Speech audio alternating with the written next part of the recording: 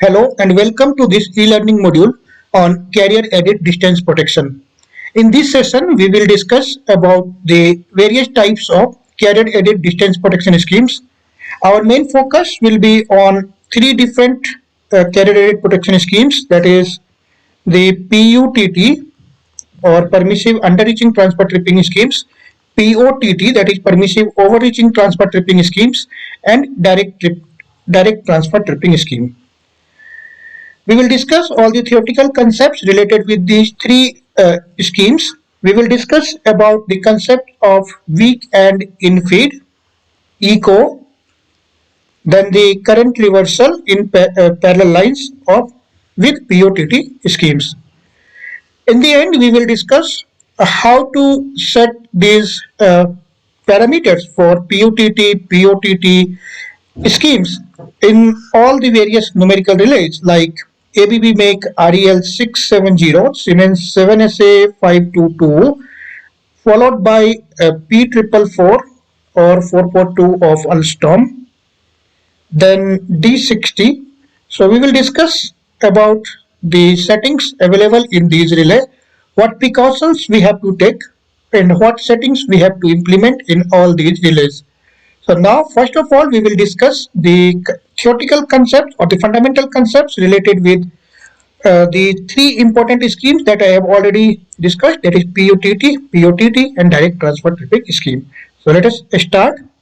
First of all, this is a basic distance scheme, and if you remember, then in distance protections, we generally have three forward-looking zone and one reverse-looking zone. So if this is a network of the power system consisting of two transmission lines connected between three substations, that is transmission line A, B, and transmission line B, C. So now this zone 1 in the forward direction will be for this relay at substation A, that is relay RA. Zone 1 will be 80% of the transmission line impedance ZAB.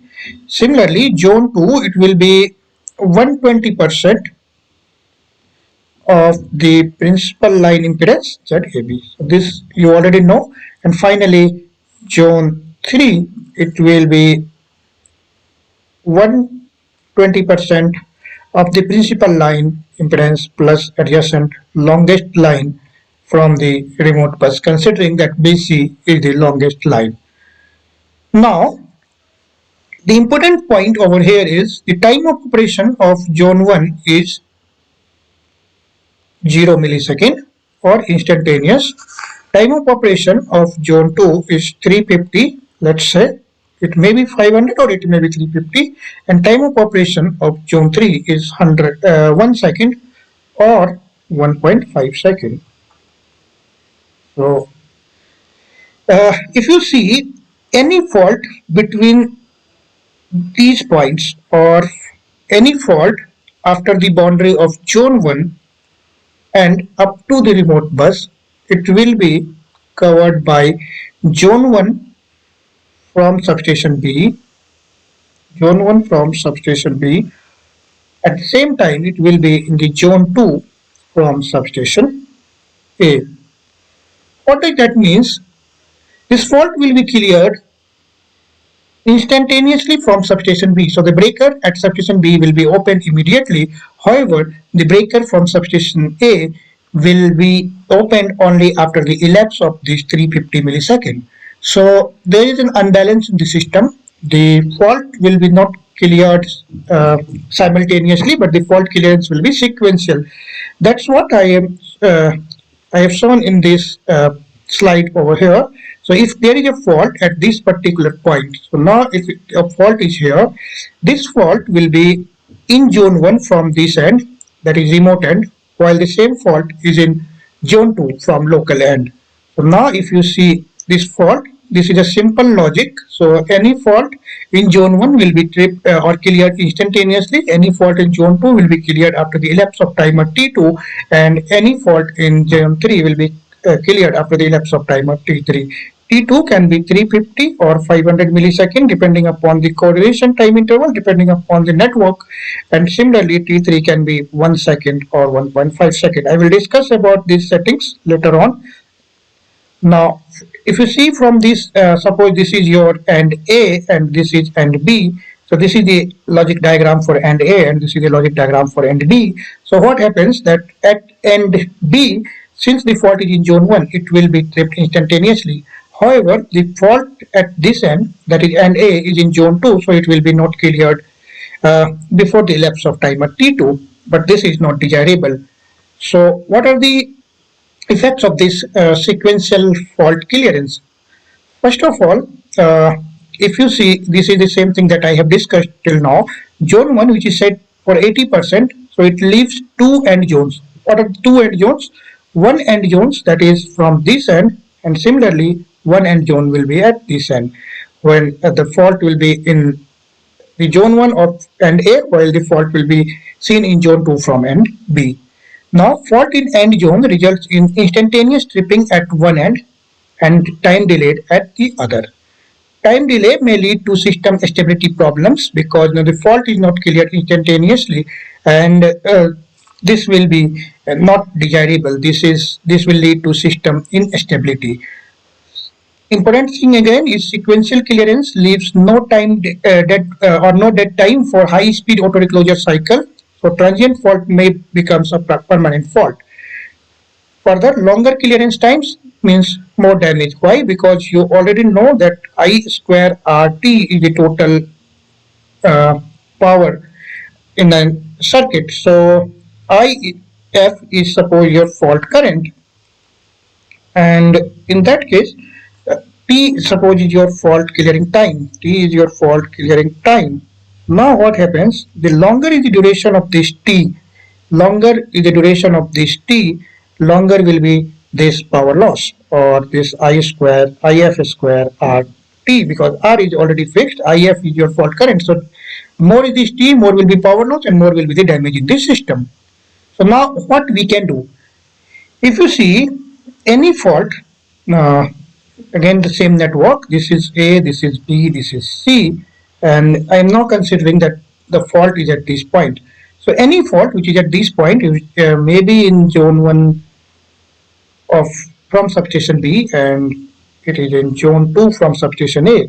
But the important point over here is that these faults are basically the fault in your transmission line, principal transmission line. So these are the fault in the principal transmission line itself. And any fault in the principal transmission line must be cleared instantaneously.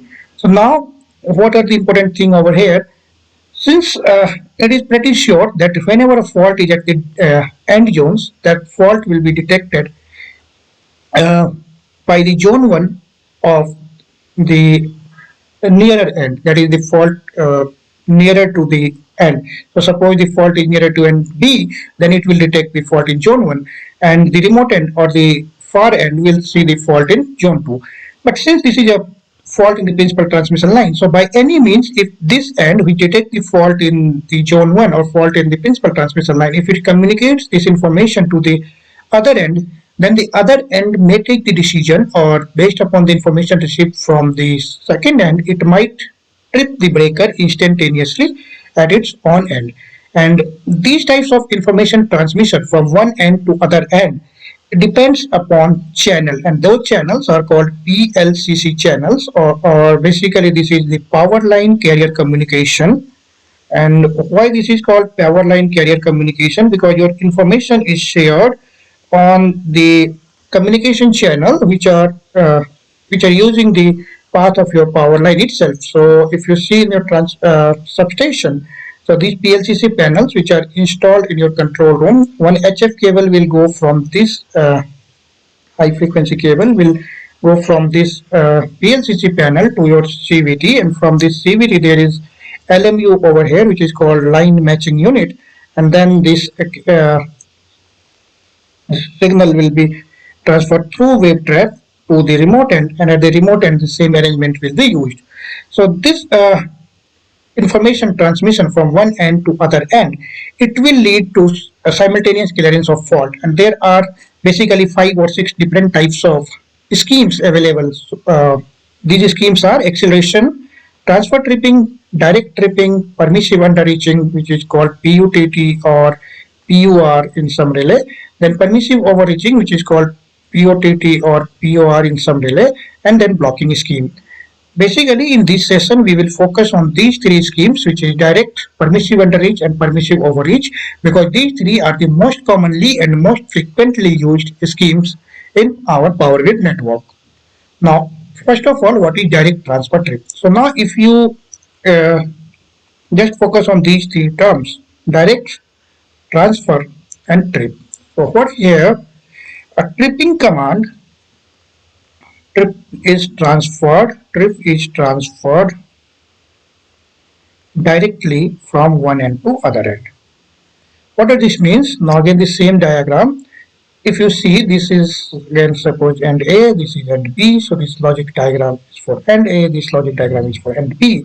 So in case there is a fault at this point, so this fault is again seen in zone 2 from this end, while this fault will be seen in zone 1 from this end. So now once this end sees the fault in zone 1, it will communicate this information to the AND A. So if you see this logic diagram, this end sees the fault in zone 2, and now it will wait for this time delay T2. If you remember from our last slide, in the last slide there was no connection between these two AND. But now there is a connection. This is your communication channels. This is a connection between these two AND. This is communication between these two AND. Communication between these two ends. So now just focus here. This end, we see the fault in zone 1. So say the fault in zone 1, it will issue a trip command at this end. At the same time, it will send a carrier signal. Will send a carrier signal to remote end. So now the remote end carrier is received.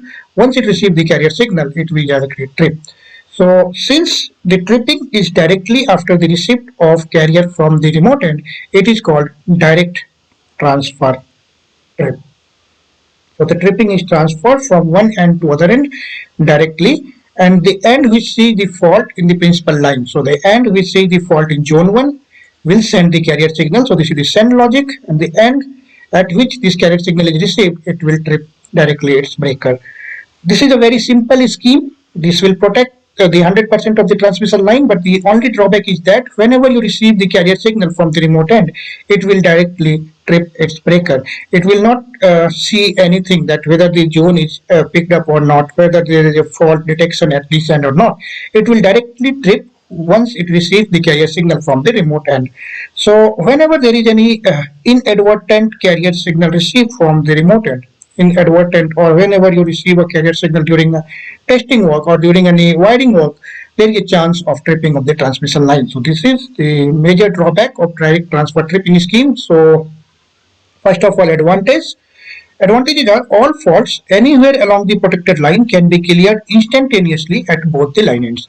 So any faults on the transmission line, so if this is your end A, this is end B, so any fault along this transmission line will be cleared instantaneously, because you already know 80% of the line is protected through zone 1 of end A and zone 1 of end B. That is only the remote or the end zones are required to be protected, and those end zones are not protected using this direct transfer tripping. Scheme can be advantageous for protecting three terminal lines due to ease of application. So application is very easy. Disadvantage: very secure signaling channel is required because incorrect operation may lead to fault stripping. And another thing, circuit breakers at both line ends must be closed and contribute fault current to obtain high speed fault clearance. What does that mean? Suppose this is a transmission line, line A and line B, and there is a circuit breaker at this end. Suppose this is the CB at end A and the CB at end B.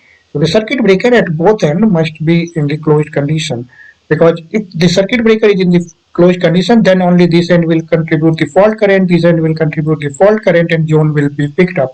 So zone 1 will pick up at this end and zone 2 will pick up at this end.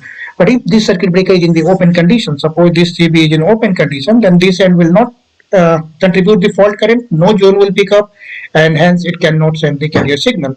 So this is the basic limitation of direct transfer tripping scheme.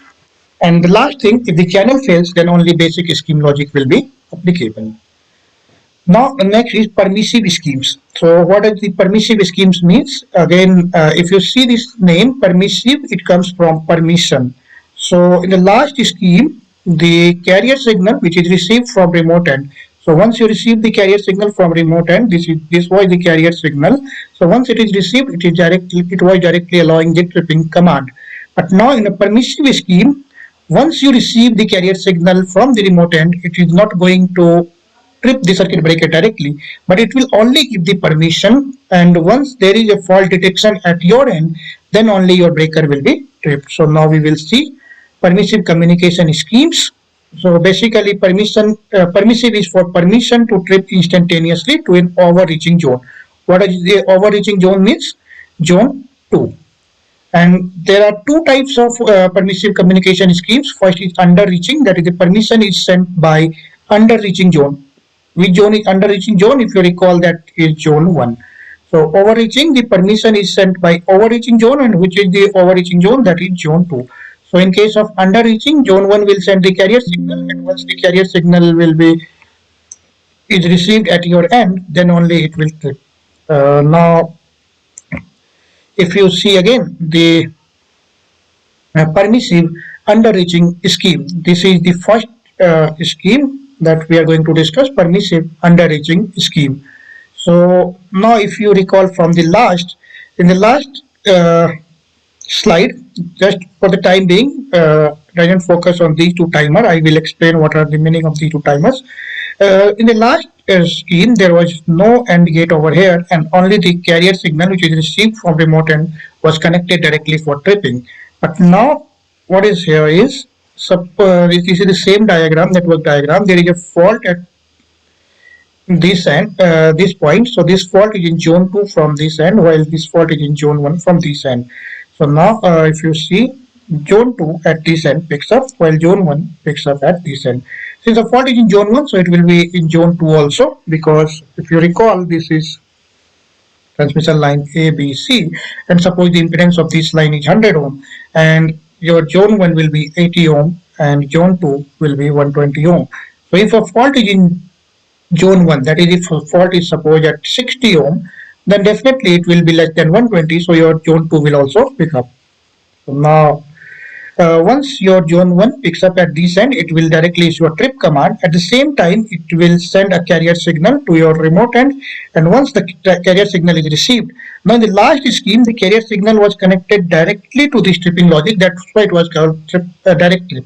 But here now, this is not connected directly, but it is connected through an AND gate, and the second input of this AND gate is your zone 2 pickup. So once your zone 2 is in pickup condition and you receive the carrier signal from remote end, then only it will trip. So that is your tripping logic, that the receipt of carrier signal from remote end and zone 2 in the pickup condition. Now, what is this timer? This timer is basically a 100 millisecond delayed timer.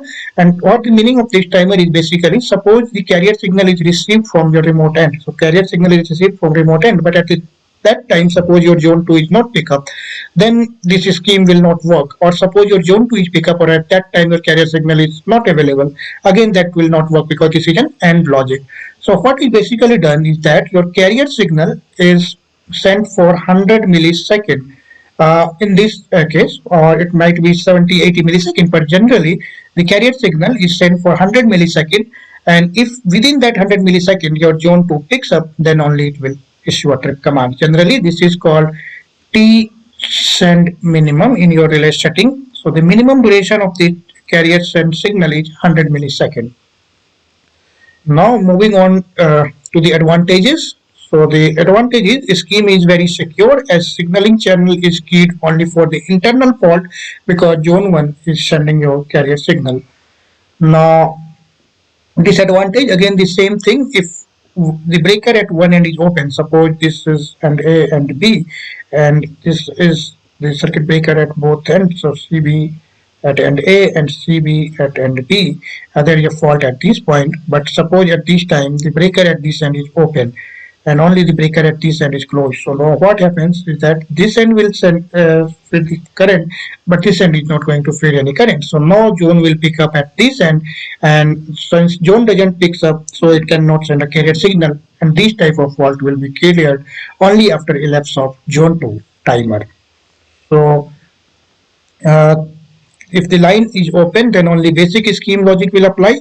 Same way, if there is a weak in feed at one terminal, then only basic scheme logic will apply. Weak in feed, again the same case. If there is a weak in feed at this end, suppose this end is having weak in feed, so this and weak in feed, then it might happen that the zone will not pick up. And if the zones doesn't pick up, so it cannot send the carrier signal, and your logic, POTT logic will not work. Again, if the signaling channel fails, then only basic scheme logic will apply, and resistive coverage is governed by zone 1 settings, so may be limited on short lines. So moving on to the next topic, which is permissive overreach scheme. Now, in the case of permissive overreaching scheme, the send logic is zone 2, because as the name suggests, the overreaching zone will send the carrier. So which is the overreaching zone? Zone 2, it will send the carrier. And once the carrier is received at my end, so if zone 2 is pick up at this end, so this was remote end, this is local end, zone 2 pickup plus carrier received, then it will trip instantaneously. So now first see the internal fault. What is the meaning of internal fault? That is a fault inside your transmission line, principal transmission line. So now if this is end A, this is end B, same case, this is end A, this is end B. Now once there is a fault at this end, what happens? This end sees the fault in zone 2, and it will send a carrier signal to your remote end. A carrier signal, once it's received, it will go to this AND gate. At this end, the fault is seen in zone 1 as well as in zone 2. At this end, it will be seen in zone 2. So now it sees the fault in zone 1, it will issue a trip command instantaneously. At this end, since it sees the fault in zone 2, it will send a carrier signal. This carrier signal will be received at this point, and if this zone 2 is in pickup condition, so it will issue a trip command directly. So this is a very simple thing up to this point. Now what happens for an external fault? Because since this carrier is being sent in zone 2, so we have to consider the external fault also. So now suppose the fault is outside the principal transmission line. So what happens? Since this fault is outside transmission line, this zone 2 at this end will pick up if it is end A and if it is end B. But at this end, since the fault is in the reverse direction, so zone 4 will pick up, but not zone 1, zone 2, zone 3. So what happens? This end, zone 2 picks up, it will send a carrier signal. So it is sending a carrier signal, this carrier signal is received. But since zone 1 or zone 2 doesn't picks up, so it cannot issue a trip command. So the scheme is stable for external fault also. Now, the another thing for POTT scheme. In the last two scheme, we have considered that if the circuit breaker at the remote end is in open condition, so if this is end A, this is end B, and if the circuit breaker here is open, then the PUTT and direct transfer tripping scheme will not work. But what about POTT scheme? In the POTT scheme, there is an additional setting or an additional logic which is called CB eco logic. So now what happens? This CB eco logic, what does it does basically? If you see up to this point, this is the same logic that we have seen up to this point for PUTT and POTT. The another thing is that now one more logic is implemented. This is another logic which is implemented, and this logic is saying the CB open status at both ends. So how this ecologic works? Suppose there is a fault at this particular point. So now this fault will be, suppose this is end A, this is end B. This will see the fault in zone 2. But since this end breaker is open, so it cannot see a fault in any zone. So no zone will pick up. Once it sees the fault in zone 2, so what happens? It will send a carrier signal to remote end. At remote end, it sees that your CB is in open condition. Yes, CB is in open condition. So what happens? This is your end logic. Carrier is received from one of the end from which zone is pick up.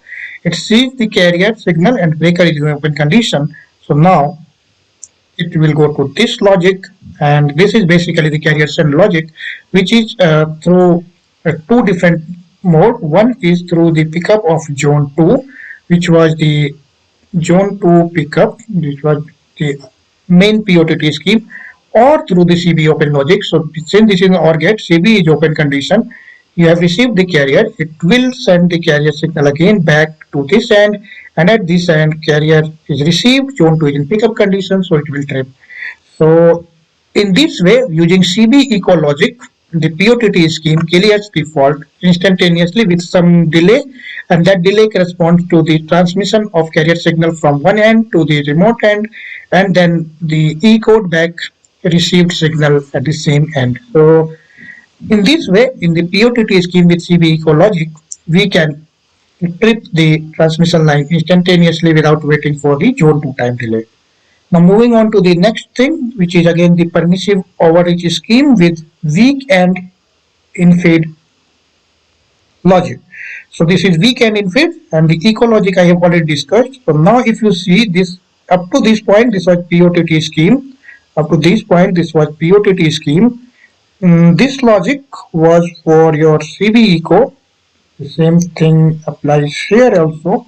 But now if you see, one additional block has been added, and this additional block, what it says basically is the reset condition of zone 4. So what it says is the reset condition of zone 4, because it is having an inverted gate. So what this basically means, now suppose this is end A, this is end B, there will be three zones in the forward looking direction, that is zone 1, zone 2, zone 3. These are three forward looking zones, while there will be one zone, that is zone 4, which will be in the reverse direction. Now what happens basically, if you see, suppose this end is weak end, so this end is weak end and this is a strong end. If there is a fault at this point, so now this point there is a fault and this is a strong end, so this will see the fault in zone 2, and at this end, even if your breaker is in the closed condition, but this end cannot see the fault because this is a weak end, it is having a very weak source, so it cannot see the fault. So since this end doesn't see the fault, what happens, it cannot see the fault in zone 2 or zone 1, so it cannot send a carrier signal, Second thing, since CB is already in the closed condition, so again echo is not possible. So what we have to do, we have to implement another logic, that is for weak and in feed. We have to implement a logic so that in this case we also want our line to trip instantaneously by bypassing your zone 2 timer. How it is implemented? A simple logic is again added. So if you see, here is simple logic. We have implemented a pickup of not pickup of zone 4. Basically, what happens, why we are selecting not pickup of zone 4, we can select the pickup, not pickup of zone 2 also, but for the security region we are selecting zone, not pickup of zone 4, because suppose there is a fault in the reverse direction, then if you are selecting not pickup of zone 2, so in case of fault over here, what happens, this end will see the fault in zone 2, this end it doesn't see a fault in zone 2, but it can see a fault in zone 4. But if you are using the logic zone 2 not pickup, then it will revert back the signal by using this zone 4 zone 2 not pickup, because zone 2 cannot pick up for reverse fault, but it can revert back the signal. So we generally implement zone 4 not pickup. Now what happens, if you see, this end see the fault in zone 2, it will send a carrier signal to this end. Now the carrier signal is received. First block, first check at this. CB is not in the open condition, so this cannot get high. Now second thing, is zone 2 pickup? No. Is zone 1 pickup? No. So this cannot send the carrier signal. So these two is not possible. Now the carrier is received from remote end. Yes. Does zone 4 pick it up? No. So this condition is again satisfied. So now this is 1. So this will send back the carrier signal, and at this end carrier signal is received. So this is carrier signal received, but for this path the tripping is not possible because CB is closed condition. This path again the tripping is possible, but the important thing is, since zone 2 is already in the pickup condition, so your this logic will trip. So we can infeed. The send logic is zone 2, tripping logic is receive plus zone 2, open terminal echo is for CB open plus receive, and we can infeed zone 4 not pick up plus receive. I think whatever concept explained up to this point is clear. So now this is the complete scheme for the weak and permissive overreaching transfer tripping with and feed, and here another logic is implemented which is not pickup of over voltage. This is exactly the same. So there are two different methods. Either you can implement through the not pickup of zone 4 or we can implement through not pickup of over voltage. So this is the basic logic. Now zone 2 picks up at this end. Zone 2 will send the carrier to the remote end. At the remote end, carrier is received, and zone 4 is not in pickup condition. Our voltage is not over here, so it will now trip. So this is for the tripping of remote end, because what we want tripping of remote end as well as tripping of local end. So in the last slide, if you see, this slide, this was for the carrier echo. So this slide was for carrier echo, while the next slide, which is the non-pickup of our voltage, this is for the tripping of your remote end. So if you see, this is a fault. Zone 2 picks up, it will send the carrier signal, carrier is received over here, zone 4 is not in pickup condition, over voltage is not in the pickup condition, and now it will trip. So the advantages: provides better resistive coverage, especially on short line where no measuring elements are used. Why better resistive coverage? Because now you are using zone 2 for the carrier send. For cases where one line terminal is open breaker echo logic can be used. For cases of weak or zero end feed at one line terminal, weak end feed logic can be used. So reverse looking zone is required. That is zone 4 is required. Now moving on, the disadvantages: scheme is theoretically less secure than permissive underreaching, as signaling channel is keyed for external fault because the carrier is sent from zone 2. So this is theoretically less secure, but as we have already seen, it is not going to trip for the external fault. If signal channel fails, then only basic scheme logic will apply. This is the same for all the schemes. Now the important thing is current reversal logic. What is the current reversal logic? Basically this current reversal logic, it applies for the POTT scheme with parallel line. So if there is a POTT scheme on parallel line, then the current reversal will come into picture. So now focus over here. There is a fault on these transmission lines. So if there is a fault on this transmission line, what happens? This end will see feed the fault this way. This end will feed the fault this way. This end will again fit the fault, this line through this way, and this line is going to feed fault this way. So here in the first line, this fault is within the transmission line, so it for ZA1 it might be in the zone 1. ZB1 it is again might be in zone 1. But for now here for A2, we see the fault in the forward direction, and this fault may comes into your zone 2 at A2. But at B2, this fault is in the reverse direction, so it might be in zone 4. So up to this point, what happens? We doesn't have to focus on this line because this fault is in this line, so this line is going to trip anyway.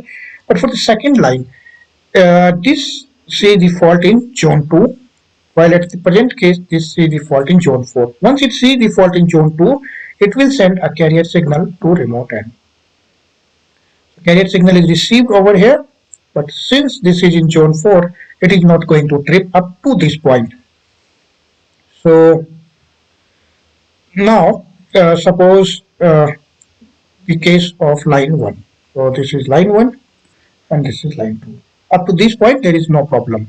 But now suppose the line 1 both end detect the fault, and suppose your one of the breaker trips and the other breaker is in the closed condition. So suppose this breaker opens, CB opens instantaneously, and this might be due to n number of reasons. This might be due to suppose the breaker opening time is less as compared to this breaker, or the relay at this end is faster, or the fault is in the zone 1 from this end or zone 2 from this end. So there might be multiple reasons.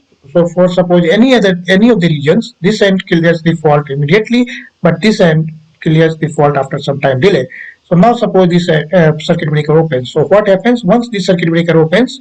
So suppose this circuit breaker is in the open condition. So in the below transmission lines, what happens? Now this end will feed the fault this way, and this end will also feed the fault this way.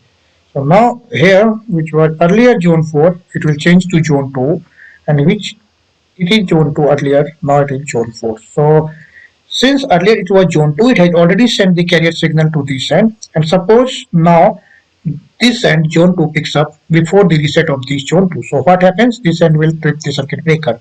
Or suppose now zone 2 at this end was in pickup condition earlier, but no carrier was received.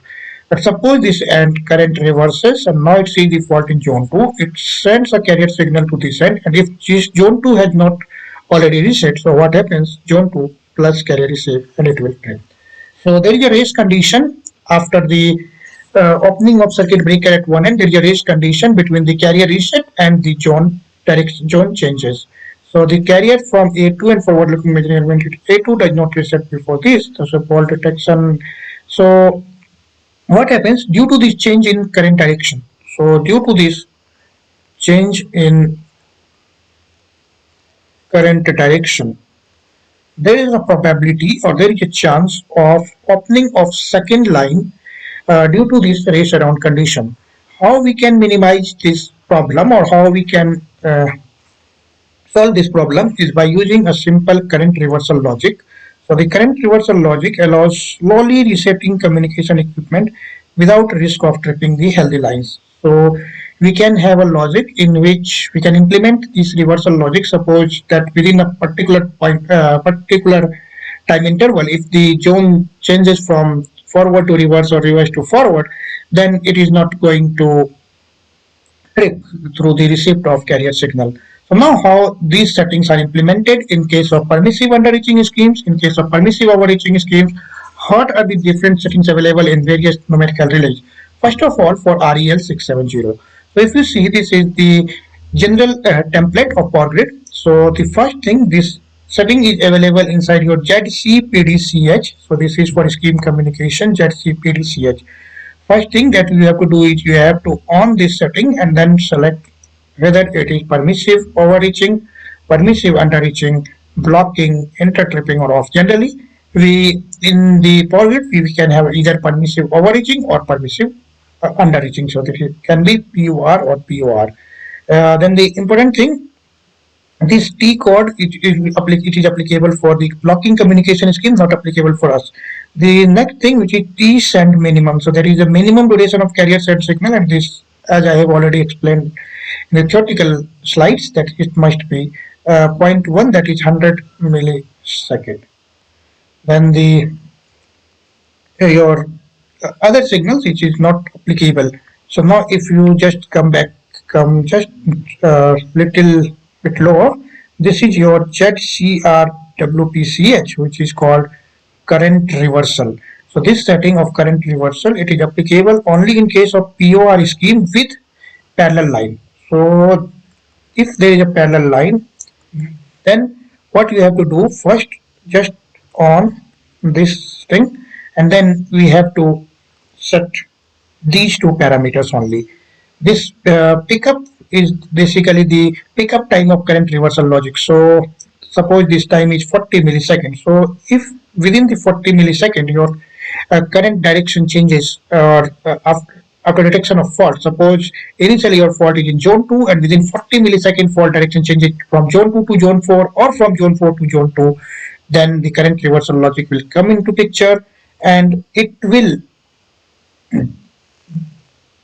delay this carrier sent from the local end.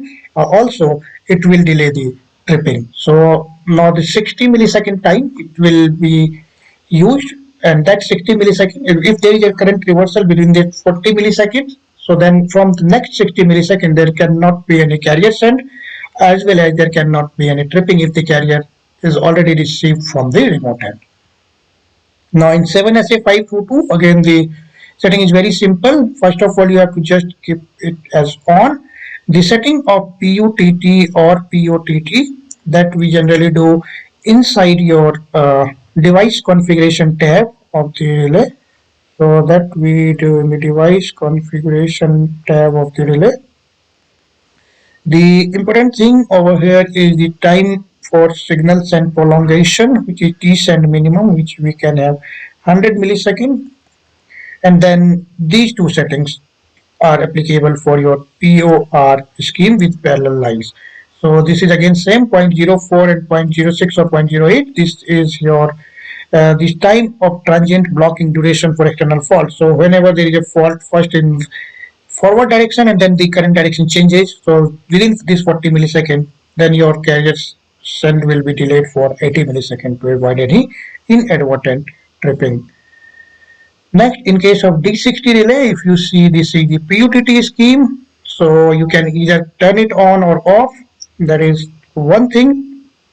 And the second thing is this POTT scheme, you can either turn it off or on, that is enable or disable, and you can set over here this echo, weekend in feed, and then this transient blocking. Everything is available in this relay.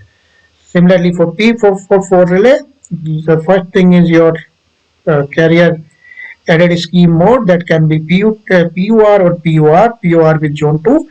Then the trip code, so strip mode single pole zone 1, that is in zone 1 you will be having single pole tripping, and with carrier receiving you will be having the tripping in single mode. Then the T reversal guard, this is 100 milliseconds, so within 100 milliseconds if there is any reversal of current, so it is not going to send the signal or it is not going to trip locally. So basically in this session what we have seen is that we have discussed about the various fundamental concepts related with the channel dependent schemes and the basic distance protection scheme. We have discussed about the permissive underreaching transfer tripping scheme. We have discussed about the permissive overreaching transfer tripping scheme. We have discussed about the how to implement the weak and in-feed logic in case of permissive overreaching transfer tripping scheme, how to implement CB echo logic in case of permissive overreaching transfer tripping scheme. We have also discussed about the current reversal guard, and then how to implement the various settings in case of REL670 relay, in case of 7SA522 relay, in case of P444 relay, and in case of D60 relay. So we will keep this module up to this point, and hopefully the concept explained in this module is clear to all of you. In case of any doubt, in case of any query, you can use the discussion form to comment and to ask any doubts, or you can directly ask any doubt uh, on my mail ID, which you already have, or you can get that email ID from the employee search. So thank you for watching this module. Thank you.